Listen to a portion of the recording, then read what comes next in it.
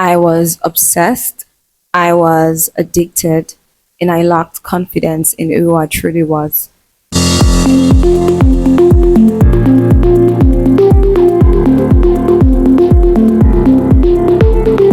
Hello, everyone, and welcome to my channel. My name is Oluwadara Salt.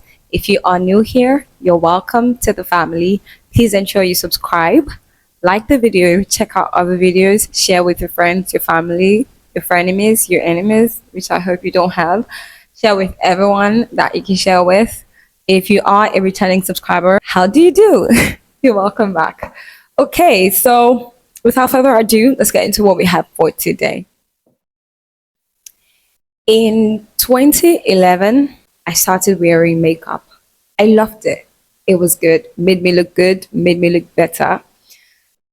And I got really intentional about it because I'm someone who loves to do things well. Whatever it is I'm doing, I like to do it well.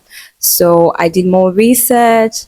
I would watch YouTube videos on how to draw your brows, how to do your makeup. And so I became so good. I was doing makeup for people. A lot of people thought I was going to become a makeup artist, a professional makeup artist, have a makeup studio, and all of those things. But it is what it is. It is what it is. Over time, it went from being just something that made me look good and something I wanted to wear once in a while to something that was a part of me. It became so bad, I could not step outside of my house without wearing makeup. I was obsessed, I was addicted, and I lacked confidence in who I truly was. It became something that was not just fashionable, but a part of me. I could not live without it. I could not sustain without it. And it was because I felt within myself that I was ugly without makeup because I loved the way makeup made me look. And so without makeup, I always felt like I wasn't good enough. I always felt like I was ugly. I thought to myself I was ugly. I told myself that I was ugly, and I believed within myself that I was ugly without the makeup. I was really addicted to it and obsessed with it. I think it left me being insecure with myself. I Let's not get emotional in this video. All right. Aside from that, I wasn't confident with my natural hair as well. If you watched my first video, you would know that I talked about the fact that I couldn't step out of I didn't want anyone to see me without my wigs or hair extensions. I always wanted something to cover my hair. So everything was fake. The hair, the face, the brows, every single thing was fake. So over time, I came to the realization of what was happening. I became mindful of what was going on. And I realized that something was wrong with me. I told myself, this is not me. This is not how I intend to live for the rest of my life. Are you saying that for the rest of my life I'm never going to be able to go out without wigs and weaves and hair extensions? Are you saying that for the rest of my life I'm not going to be able to reveal my face? I wanted to fix that. I wanted to change that. So I thought to myself, I'm going to come out of my shell and embrace my true self. It was hard, my people. It was very hard for me to do that. The first thing I stopped when I realized what was going on was my foundation. I believe it was my foundation. And then over time, I took the biggest step. I took the biggest step and I stopped wearing eyebrows. Now, that was the hardest thing ever because if you know me, you know I love my brows. So here's a little bit of background story for you. I don't have full brows. I've never had full brows. My brows are scanty. My original brows, my God given brows, are really scanty. So the brows made me feel comfortable. I kind of believed in my mind back then that if I had my brows drawn, I could do anything, go anywhere. It was like my superpower. So I decided to stop wearing brows.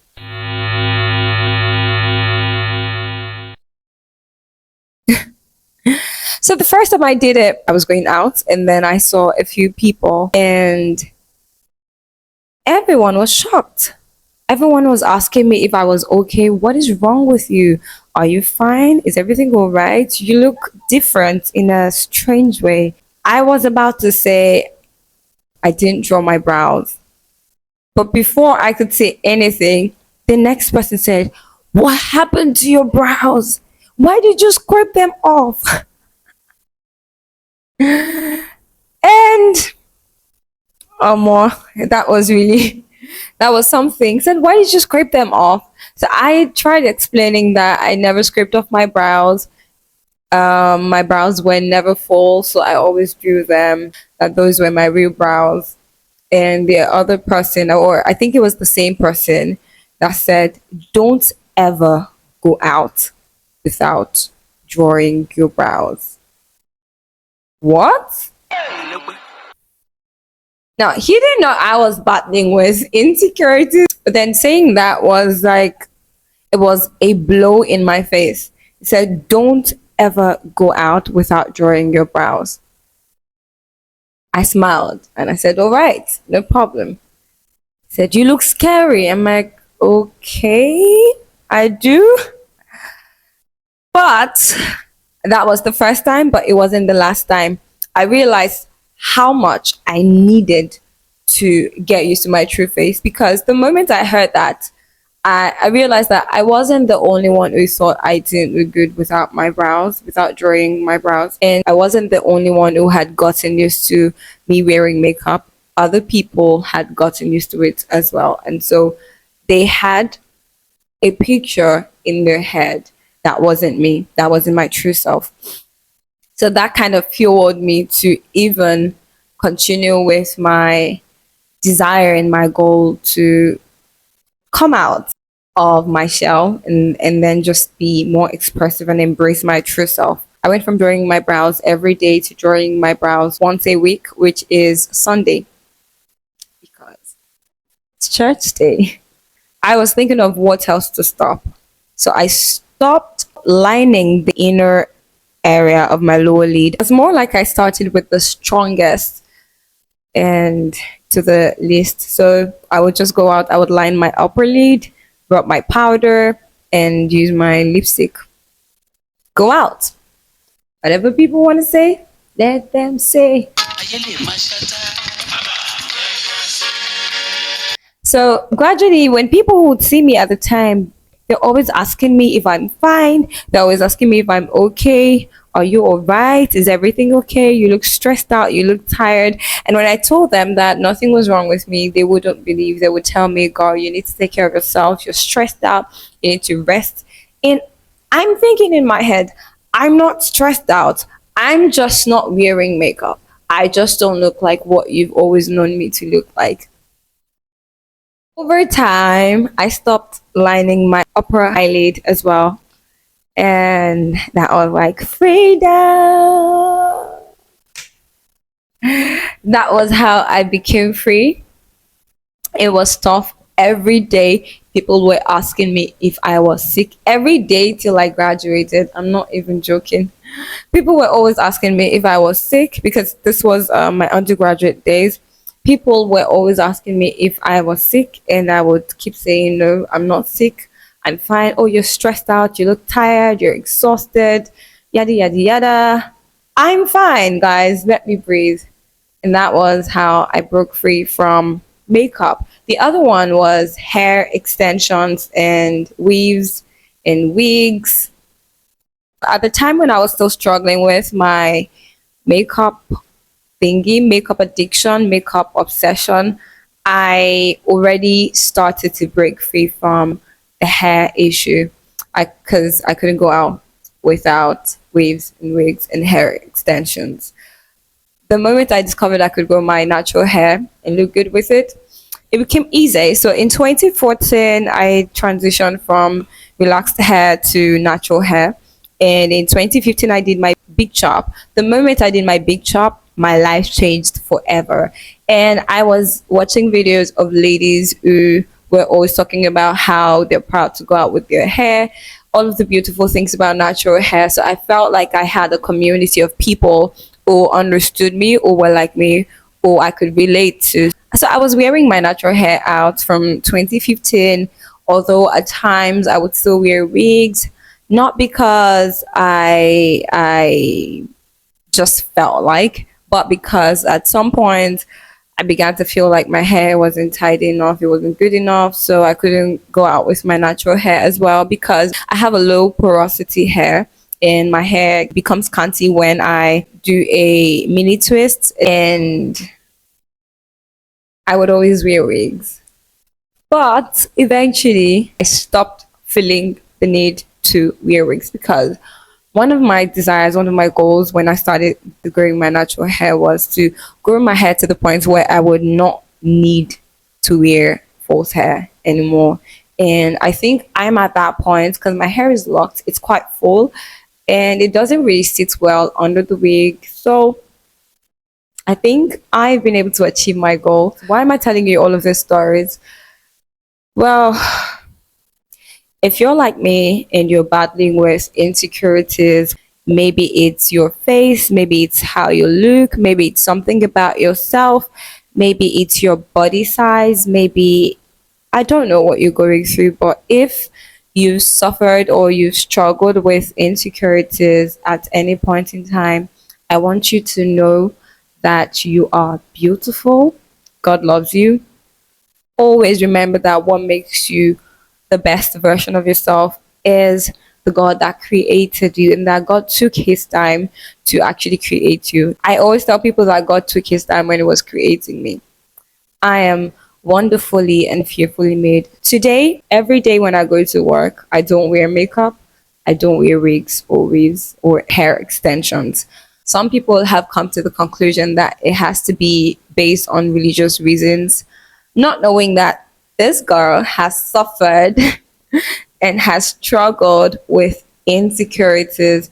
I've struggled with loving myself. I've struggled with accepting myself the way God made me. And so, me being able to go out without wigs and hair extensions, and me being able to go out without makeup is like, I'm excited. So today when I wear makeup, because as you can see, I'm wearing makeup in this video. It's just for the camera. I don't I don't go out with makeup every day. But today when I wear makeup, I do it just because I feel like it, not because I think it is necessary, not because I think if I don't wear it, something about me is left out, not because I feel incomplete without it.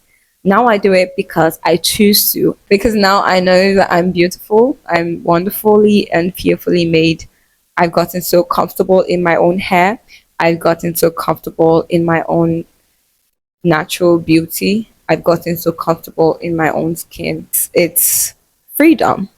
It's beautiful. And I'm happy. So, this is the story of my journey to freedom from insecurity, lack of self confidence, low self esteem, my inability to be able to embrace myself, to see myself as beautiful, to appreciate myself, see myself from the lens of the Spirit, from the lens of God, appreciate the fact that I'm wonderfully and fearfully made. If you are struggling with something, embrace yourself. You can come out. Just begin with one step. One step is what you need to take to freedom. Once you take that one step, it would be easier to take other steps. And when you take the steps, do not let people's opinion bring you down. Do not let them discourage you. Embrace who you are. Take your step to freedom. And my dear, you're gonna be fine. I really do hope that this video was beneficial to you. Thank you and have a great time. Bye.